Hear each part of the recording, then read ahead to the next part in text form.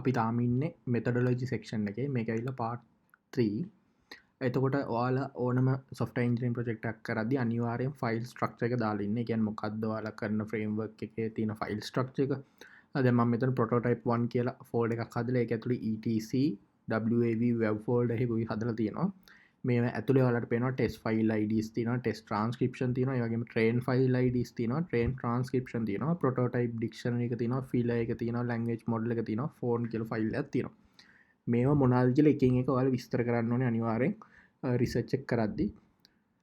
එතකොට මෙතන normally test file IDs මම ඒවා පල්ලෙහෙදි කියලා දෙන්න මොකද්ද මේකෙන් වෙන්නේ කියලා. test file IDs කියන්නේ අර මම කියවන 1 2 3 කියලා audio files number කරගන්න කියලා. ඒතකොට ඒ numbers තියෙන file උයි ඒ numbers වලට අදාළව මොකද්ද කියවෙන්නේ කියන එකයි තමයි මේක. ඒ වගේම dictionary මේක. ඒ වගේම filler කියන්නේ මම කිව්ව අර silence ඒ වගේ ඒ වගේ මේ expressions තියෙනවා filler file එකට යනවා. language model එකයි phonetics file එක. ඒතකොට වැව් ඩිරෙක්ටරිය තමයි අපි audios set කරන්නේ. මෙතන audio speaker ගේ නම දාලා ඔයාලට පුළුවන් folder එකේ ඇතුළට audio files ටික අර එකේ ඉඳන් අංක පිළිවෙලට දාගෙන යන්න. මම මෙතන file structure කියලා ඒක නම් කරලා තියෙනවා. ඊට පස්සේ ඔයාලට කියන්න පුළුවන් මෙහෙම standard file structure එකක් තියෙනවා follow කරන්න. ඊට පස්සේ මේකේ database name කියලා තියෙනවා. ඒක තමයි prototype කියලා මම දාලා තියෙන්නේ. database name එකට ඕනම නමක් දාන්න පුළුවන් මේ domain එකට අදාළව. ඊට පස්සේ sub directories දෙකක් තියෙනවා. එක directory etc මේක context වෙනවා model එක train කරන්න සහ අනිත් specific configurations මේ model එකට අදාළව. ඊට පස්සේ web directory තමයි audio recordings ටික තියෙන්නේ. ඊට පස්සේ මම කියලා තියෙනවා creating the transcription file. මම මෙතන advice එකක් දෙලා තියෙනවා researchers ලට save කරන්න audios files numerically. එතකොට මේ process එක ගොඩක් ලේසි වෙන හින්දා. ඒතර ඔයාලට පේනවා මම dictionary file එකේ ඒ වචනයි phonetics representation එකයි මෙන්න මේ විදිහට දාලා තියෙනවා. එතකොට මේක අපි normally phonetic dictionary කියලාත් කියනවා. මේක ඇත්තටම ඔක්කොම වචන ටිකක් තියෙනවා. ඒ වගේම transcript එකක් තියෙනවා alphabetical order එකේ phonetic representation එකත් එක්ක. ඇත්තටම මේක bridge එකක් විදිහට ක්‍රියාත්මක වෙනවා ASR system එකයි language model එකයි acoustic model එකයි අතර. ඊට පස්සේ ඒකේ extension එක මම දීලා තියෙනවා dictionary file එකක් විදිහට. මේ file එක create කරන්න words 1000කට වඩා අරන් තියලා කියලා තියෙනවා. ඊට පස්සේ transcription file.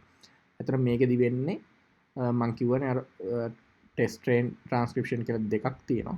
එතකොට මේකේ අතරම තියෙන්නේ ඒ අංකයට අදාළව මොකද්ද කියවෙන්නේ ඒ audio file එකට අදාළව මොකද්ද කියවෙන්නේ කියන එක තමයි මේ ටිකෙන් මම කියලා තියෙන්නේ. එතකොට ඒකේ s කියලා මෙතන tag එකක් තියෙනවා. මේ වගේ closing tag එකකුත් තියෙනවා. මේ ඇවිල්ලා framework specific දේවල් අන්න ඒවත් ඔයාලා දාන්න ඕනේ. ඊට පස්සේ මම ඒක proof කරන්න මෙන්න මේ විදිහට මම පෙන්නලා තියෙනවා මොකද්ද මේකෙන් වෙන්නේ කියන එක. එතකොට transcription file එක තමයි ඒක.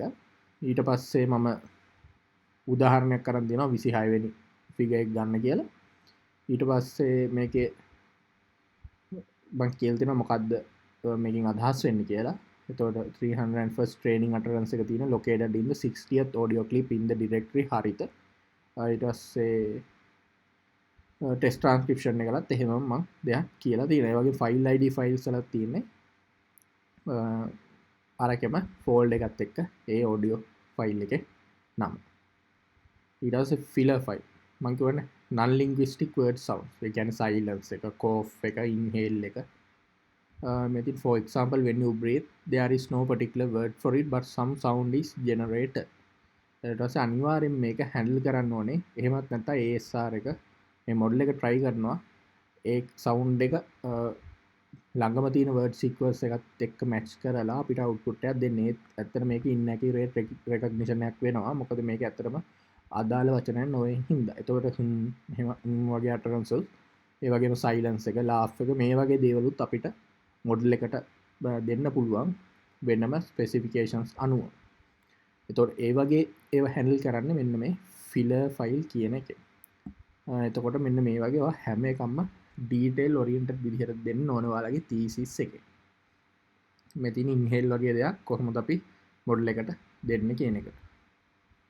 ඒ වගේම sound එක දෙන විදිහ මම මෙතන ලියලා තියෙනවා. මම දැන්ට මේ ගැන යස් කරේ සයිලන්ස එක විතර. ඊට පස්සේ ෆෝන්සෙට් ෆයිල් එක තියෙනවා යස් කරපු හැම ෆෝන් එකක්ම මේක ඇත්තටම ඇල්ෆබෙටිකල් ඕඩර් එකට එන්න ඕනේ. ඩික්ෂනරි ෆයිල් එකේ තියෙන ෆෝන්ස් ගානට මේ ටික එකතුව අනිවාර්යෙන් සමාන වෙන්නත් ඕන.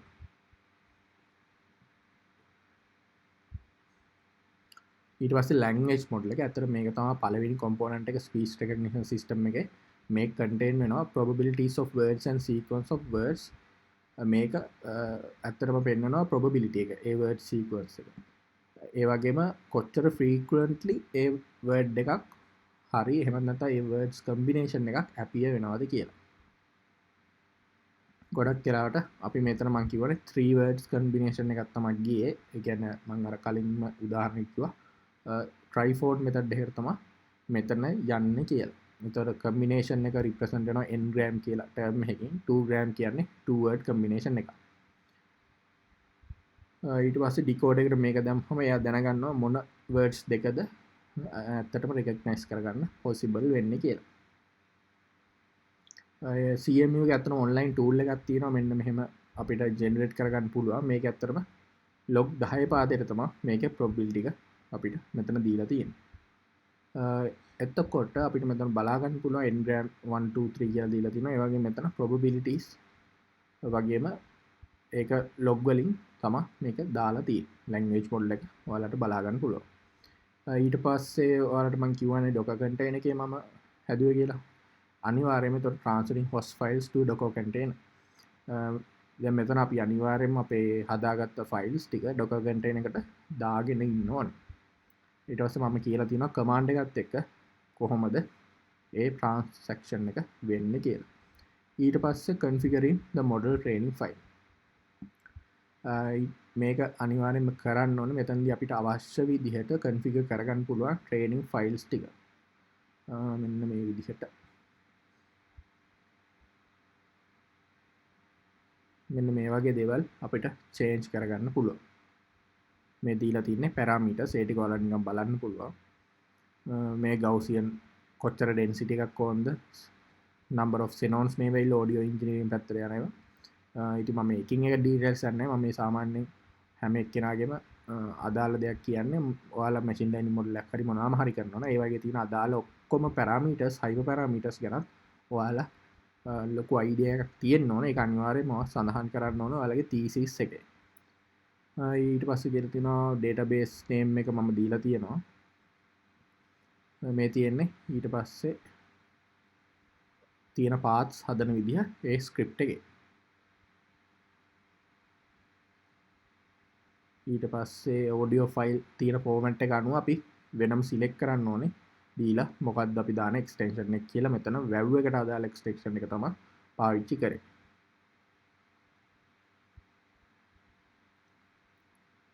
මෙන්න මේවා එහෙම තනිකර audio engineering වලට එන ඒවා. කොච්චර filtering threshold එකක් තියෙන්න ඕනද, කොච්චර filters use වෙන්න ඕනද මේවා ඉතින් හැමෝටම වැදගත් වෙන්නේ නැහැ.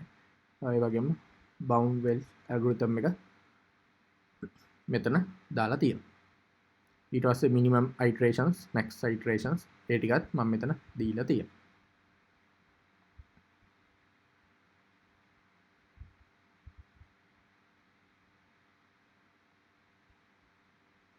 මේක නම් ඇත්තටම මේ .lm extension එකෙන් තමයි documentation එක තිබ්බේ. නමුත් lm.dmp කියලා change කරාම තමයි මට ඒක හරිය training එක. මම මේක නිකන් future researchers ලට දාලා තිබ්බ මේක. ඒක මම stack එකෙන් හොයාගත්තේ කොහොමද කරන්න ඕනේ කියලා. ඊට පස්සේ මේ තියෙන variables used in main training of models. මේ දැන් මම කලින් හදාගත්ත files ටික මෙන්න මෙහෙම variables වලට දාලා තියන්න අවශ්‍යයි මේකේ. ඊට පස්සේ මේක desktop application ඒ වගේම Android applications එහෙමත් නැත්නම් CPU heavyද CPU heavy නැද්ද ඒ වගේ ඒවා select කර ගැනීම අවශ්‍ය වෙනවා. මම .scmi model එක තමයි මෙතන use කරේ. මොකද ඒක තමයි අපිට pocket strings එක use කරන්න පුළුවන් model type එක.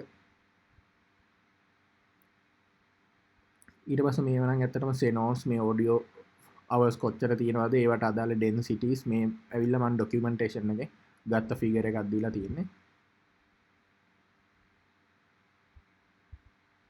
ඊට පස්සේ මේ තියෙන්නේ ඒ අදාළ සයිස් එක අනුව අදාළ ඩෙන්සිටිස් අනුව මොකක්ද ට්‍රේන් වෙන්න ඕනේ කියන එක සෙටින්ග්ස් එක වේරියබල් එකට සෙට් කරන කෝඩ් එක.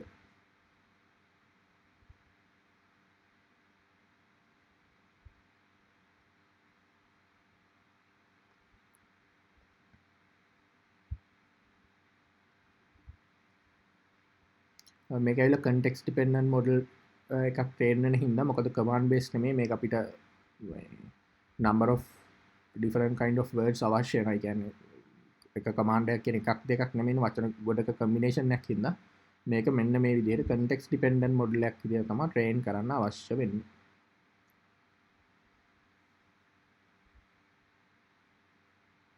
ඊට පස්සේ Sphinx train run කරන එක මම කියලා තියෙනවා. මේ තියෙන ට්‍රේනින් ප්‍රොසෙස් එකේදී අපිට බලා ගන්න පුළුවන් වෙන ඒවා මොනවද කියන එක.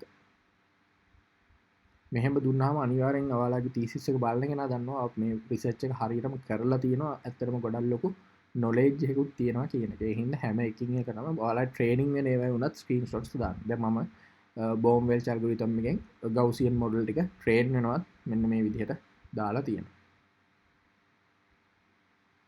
ඊට පස්සේ ෆෝන්ස් ටික ප්‍රොසෙස් වෙනවා මේ විදිහට. ඩිසිෂන් ට්‍රී එක බිල්ඩ් වෙලා ඒ ටික ප්‍රූන් වෙනවා. ඔයාලා දන්නවා ඩිසිෂන් ට්‍රී ප්‍රූනින් කියලා තියෙන ඔප්ටිමයිස් කරන්න පුළුවන් එක. ඒ ඔක්කොම මේකේ ඔටෝමැටිකලිම වෙනවා. ඊට පස්සේ ට්‍රේන් මොඩල්ස් ටික අපි ඩොකර් කන්ටේනර් එකෙන් ඉදන් හොස් කම්පියුටර් එකට ගන්න අවශ්‍යයි. මේ තියෙන්නේ මම අර ආකිටෙක්චර් එකේ පෙන්නුව ෆයිල්ස් ටික. ඊට පස්සේ මොඩල් පැරාමීටර්ස් කියලා ෆෝල්ඩර් එකක් තියෙනවා. ඒකෙන් තමයි මේවා ටික ගන්න ඕනේ කියන එක මම කියලා තියෙනවා. මේ තියෙන්නේ ඒ ෆයිල් එක ෆෝල්ඩර් එක තියෙන තැන පෙන්නලා සහ ඒක ඇතුලේ තියෙන දේවල් ටික පෙන්නලා. ඊට පස්සේ ඩොකර් එකෙන් ආයි මගේ Android Studio තියෙන්නේ මේන් කම්පියුටර් එකෙන්. ඒකට අවශ්‍ය ෆයිල්ස් ටික මේ විදිහට දාගෙන ඊට පස්සේ Android project creation. ඊට පස්සේ අපිට පුළුවන් Android tech ගැන නිකම් පොඩ්ඩක් මේවා ටිකක් කියලා මම හදන එක කොහොමද කරන්නේ, මොන පැකේජස්ද ඉන්ස්ටෝල් කරන්න ඕනේ. මේක AR පැකේජ් එකක් විතර තමයි අපි ඉම්පෝර්ට් කරගන්නේ assets වලට. ඊට පස්සේ මෙතන Gradle එකේ කොහොමද ඒක පෙන්නන්නේ, ඒ වගේම මෙතන dependency එක කොහොමද Gradle ෆයිල් එකේ දාන්නේ, අවශ්‍ය permissions මොනවද, ඉන්ටර්නෙට් එක අවශ්‍ය වෙනවා. ඒ කියන්නේ ඒ වගේම record audio, write audio ඒ ටික අවශ්‍ය වෙනවා. මේක on device ඉඳලා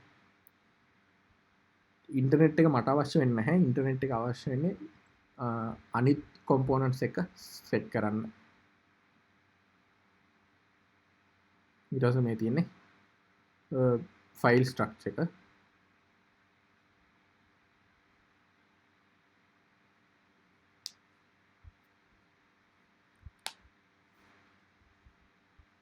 ඊට පස්සේ මේ දින රන් කරද්දි මේ ෆයිල්ස් ටික වෙන එක්ස්ටෙන්ෂන් එක .md5 එක්ස්ටෙන්ෂන් එකකට තමයි රන් වෙන්නේ. අන්න ඒක තමයි මම මෙතන කියලා දෙන්නේ.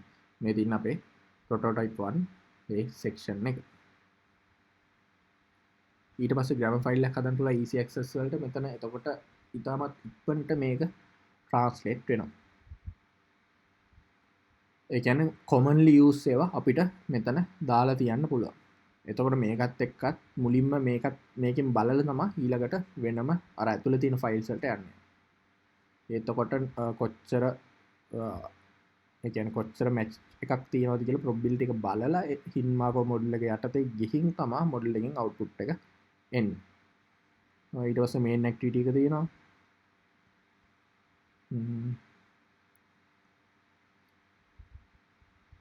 මේක මේ channel කියන එකෙන් තමයි මම ගියේ.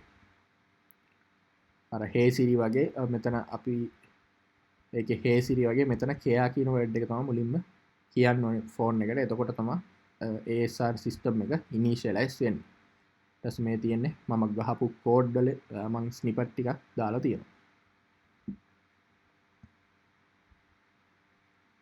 audio permission දීලා speech recognizer class එක දාලා hash mark දාලා user input එක අරගෙන මේ විදිහට හදලා තියෙනවා. මේ තියෙන්නේ care කියන එක මුලින්ම අහනවා කියන්න කියලා user input අරගෙන ඊට පස්සේ ටෙක්ස්ට් view එකට අපි ෆයිනල් රිසල්ට් එක දාන විදිහ තමයි මෙතන තියෙන්නේ. මේ තියෙන නිකන් ප්‍රොටෝටයිප් එකක්. මුලින්ම පොඩි වෙලාවක් ගිහිල්ලා තමයි prepare and recognize කියන එක වැටෙනවා. ඊට පස්සේ තමයි say care කියන එක එන්නේ. care කිව්වම අපිට ඊට පස්සේ අපිට කියන්න පුළුවන් අපිට අවශ්‍ය දේ.